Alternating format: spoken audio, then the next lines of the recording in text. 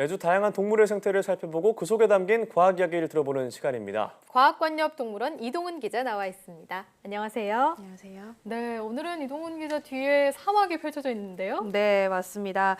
오늘은 이 사막에 사는 동물들의 어떤 생존 비법에 대해서 좀 알아볼까 네. 하는데요. 먼저 가장 처음 만나볼 동물은 바로 사막여우입니다. 아시죠? 네. 사막여우 하면은 동물 관련 프로그램에서 나오기도 했고 워낙 귀여운 동물로 유명하잖아요. 그래서 네. 최근에 많은 분들이 반려동물로 키우기도 하는 것 같더라고요. 네, 네. 맞아요. 저는 더구나 어린 왕자에서 등장을 해서 아. 많은 그렇죠. 분들이 네. 아시지 네. 않을까 싶어요. 네, 맞습니다. 이 워낙에 어린 왕자의 어떤 친구로 굉장히 유명한 동물이기도 하고요. 또 이 작고 귀여운 외모 때문에 많은 사랑을 받는 동물인데요. 이 사막여우 하면 역시 몸집에 비해서 아주 크게 발달한 귀가 특징이겠죠. 네, 그렇죠. 네, 실제로 사막여우는 와. 몸 길이가 이 40cm 안팎 정도로 세계에서 가장 작은 여우 종입니다. 그런데 이 귀의 크기가 뭐 10에서 15cm에 달하니까요. 몸집의 4분의 1이 넘는 어. 정도를 차지하겠죠. 그렇습니다. 작은 몸집에 비해서 커다란 귀가 귀라 그랬나요, 제가? 네. 귀가 매력 포인트인 것 같은데 네. 이렇게 크게 발달한 이유가 있다면서요? 네, 이 사막여우는 큰 귀를 이용해서 아주 멀리서 나는 천적의 소리를 듣고 자신을 보호할 수 있습니다. 또 이 먹잇감이 되는 뭐 곤충이라든가 작은 동물들의 소리를 이 귀를 이용해서 빨리 들을 수가 네. 있는데요. 또 이 사막에 사는 만큼 체온 조절이 아주 중요합니다. 그런데 이 귀가 몸 밖으로 열을 내보내는 역할을 하기 때문에 체온 조절에도 도움이 되는 거죠. 네, 아무래도 덥고 건조한 사막에 살다 보니까 그에 적응하게 진화가 된 것 같네요. 네. 또 다른 특징은 어떤 것들이 있나요? 네, 이 사막의 경우는 특히 낮에는 햇볕 때문에 굉장히 덥지만 밤에는 영하로까지 일교차가 기온이 크죠. 그렇죠. 네, 떨어질 만큼 춥습니다. 그래서 이 사막여우의 털이 또 발달을 한 건데요. 낮에는 이 털이 열을 반사해 주고요. 밤에는 추위를 막아서 체온 조절을 도와주는 겁니다.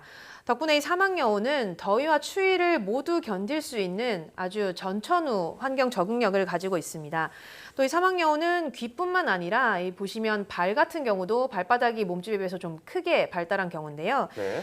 이 발이 크기 때문에 모래밭이 이렇게 푹푹 빠지잖아요. 그런데 네. 이 발이 커서 굉장히 잘 걸을 수가 있고요. 또 어. 발바닥에 털이 나 있어서 이 뜨거운 모래를 오랫동안 밟고 있어도 화상을 입지 않도록 해주는 겁니다. 네, 이 생김새 하나하나가 다 환경에 적응하기 위한 수단이라고 볼 수 있을 것 같은데 네.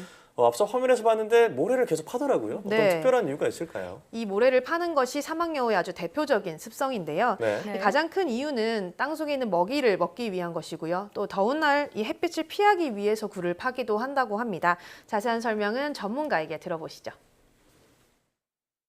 사막같이 이렇게 더운 곳에서는 땅 속에 사는 작은 동물들이나 곤충들이 많아요. 그래서 땅을 파는 습성이 있는 것이고요. 또 이 사막여우 같은 경우에는 물을 거의 먹질 않습니다. 그래서 땅을 파서 식물들의 뿌리를 먹거나 수분이 많은 식물들을 찾아서 먹기도 해요. 그리고 또 아주 더운 날에는 굴을 많이 이제 만들어 놔가지고 안에서 더위를 피하는 방법도 선택할 수가 있어요.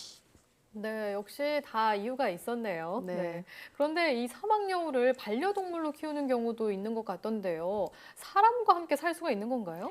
뭐 성격으로 따지자면 사막여우는 기본적으로는 객과 동물입니다. 어. 그래서 비교적 뭐 온순한 편이기도 하고요. 네. 사람과 친해지면 또 이렇게 애교를 부리기도 하고 장난도 많이 친다고 합니다. 오, 네. 그런데 이 사실은 국내에서 사막여우를 개인이 수입을 하는 것은 불법입니다. 어. 아. 네, 적합한 사육 환경을 갖춘 뒤에 환경부의 허가를 받아야만 이 뭐 시설이라던가 동물원 정도에서 이제 키울 수가 있는 건데 네. 이 사막여우를 닮은 모래여우가 있는데요. 이 예. 종 같은 경우는 수입이 가능합니다. 그래서 오. 이렇게 모래여우로 둔갑을 해서 사막여우를 이렇게 밀수입하는 경우도 굉장히 많다고 합니다.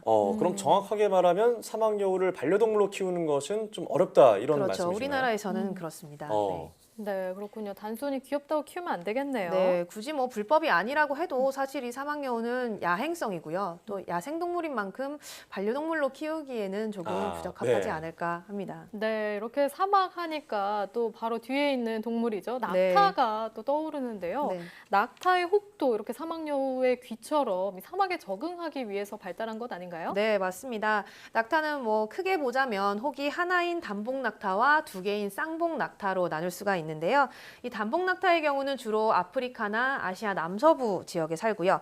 쌍복낙타는 우리가 흔히 아는 이 중동 지역의 사막에 많이 살고 있습니다. 네. 이 말씀하신 것처럼 낙타의 혹에는 지방이 들어있어서 물을 마시지 않고도 뭐 짧게는 4, 5일, 길게는 20일까지도 버틸 수가 있는데요. 혹 속에 지방을 분해해서 필요한 수분과 에너지를 공급받기 때문입니다. 네. 그래서 이 오랜 옛날부터 사람들이 낙타를 사막을 건너는 배다 이렇게 불렀는데요. 이 낙타의 경우는 뜨거운 사막 위를 이렇게 짐을 싣고도 물을 먹지 않고 하루에 40km 이상씩 걸을 수 있는데요. 무려 뭐 3일 이상 300km 이상을 갈 네. 수도 있다고 합니다. 뭐 대신에 낙타가 한 번 물을 마시기 시작하면 한 번에 보통 50리터에서 많게는 100리터까지 무려 한 10여 분에 걸쳐서 물을 마신다고 해요. 물을 또 따로 마시기도 하는군요. 네, 한 번씩 이렇게 물을 마셔주는데 대신에 이제 땀을 흘리거나 이렇게 밖으로 배출하는 경우가 거의 없어서 또 이런 네. 것도 수분을 유지하는 데 도움을 주는 특징입니다. 그렇군요. 낙타하면 뭐 등이야 워낙 유명하니까 네. 그것 외에도 사막에 적응할 수 있는 이유 어떤 게 있을까요? 네, 뭐 하나씩 살펴보자면 네. 이 낙타의 경우는 속눈썹이 굉장히 긴 걸 볼 수가 있거든요. 네. 네. 이 속눈썹이 사막의 어떤 강한 모래바람이나 먼지를 걸러주는 역할을 해서 시야를 확보해주고요. 또 이 뜨거운 태양으로부터 눈을 보호하는 역할도 해줍니다. 네. 또 낙타는 필요할 때마다 콧구멍을 자유자재로 여닫을 수가 있습니다. 재밌네요. 네, 이건 역시 모래나 먼지가 들어가는 걸 막기 위한 어떤 특징이라고 볼 수 있겠죠. 네. 또 이 낙타가 입술이 아주 두껍습니다. 네. 이 사막 같은 경우는 선인장처럼 식물들이 가시가 있는 경우가 많은데요. 네. 낙타가 이 사막 식물을 먹을 때 입술을 다치지 않도록 이렇게 두껍게 발달을 한 것이라고 합니다. 신기한 점들이 참 많네요. 네. 네, 다 적응하기 위해서 발달한 부분들인 것 같은데요. 그런데 낙타 하니까 또 생각나는 게 요즘에 메르스 환자가 다시 발생을 맞아요. 해서 네. 낙타에 대한 관심이 다시 쏠리고 있어요. 네. 이럴 때 낙타를 보러 가도 괜찮은 건가요? 저도 이번에 동물원에 가서 제가 걱정이 돼서 한번 네. 물어봤습니다. 그런데 국내 동물원에 있는 낙타들은 대부분 이 국내에서 태어나고 자란 낙타들입니다. 실제로 이 중동에서 살던 낙타가 아니기 때문에 이 메르스를 옮길 위험은 없다고 하니까요. 뭐 관람하시는 데는 문제가 없을 것 같습니다.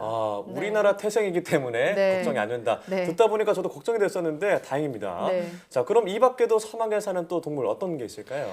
대표적으로 곤충 하나를 더 소개시켜 드리려고 하는데요. 네. 바로 정갈입니다. 그렇죠. 네, 이 정갈은 사실 뭐 극지방을 제외하고는 전 세계에 서식을 해서 사막뿐만 아니라 뭐 열대 우림 같이 아주 습한 지역에도 살고 있습니다.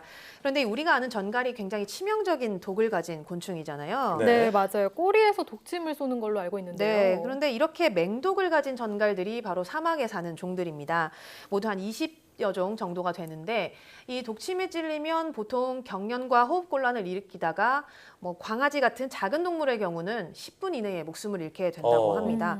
사람의 경우도 이 전갈의 맹독에 쏘이면 2시간 안에 사망할 수 있다고 합니다. 네, 물론 정갈이 이렇게 무섭게 알려져 있지만 외국에서는 먹기도 하고요. 또 한약재에서 쓰기도 하잖아요. 네, 맞습니다. 우리나라에서는 예로부터 이 전갈의 독이 마비 증상을 치료한다라고 알려져서 네. 오랫동안 이 한약재로 쓰였는데요. 실제로 이 전갈을 이용해서 중풍을 치료해 왔다고 합니다. 네. 현대의학에서도 이 전갈 독성분을 많이 이용을 하는데요. 최근에는 뭐 종양에도 효과가 있다 이런 연구 결과들이 여러 효과가 나오면서 있네요. 네, 이 전갈독을 이용해 치료제를 만들려는 연구가 아주 다양하게 이루어지고 있다고 합니다. 네, 잘 쓰면 독도 약이 된다는 게 이럴 때 쓰는 말인가 네, 보네요. 맞습니다. 네. 이번 시간에 이렇게 사막 동물들의 생존 전략에 대해서 알아봤는데요. 정말 어느 하나도 이유 없는 생김새가 없구나 싶을 정도로 하나하나가 다 사막에 적응하기 위해서 발달한 거구나 싶었습니다. 네. 동물들의 적응력에 다시 한번 놀라게 되는 시간이었습니다. 오늘 이야기 잘 들었습니다.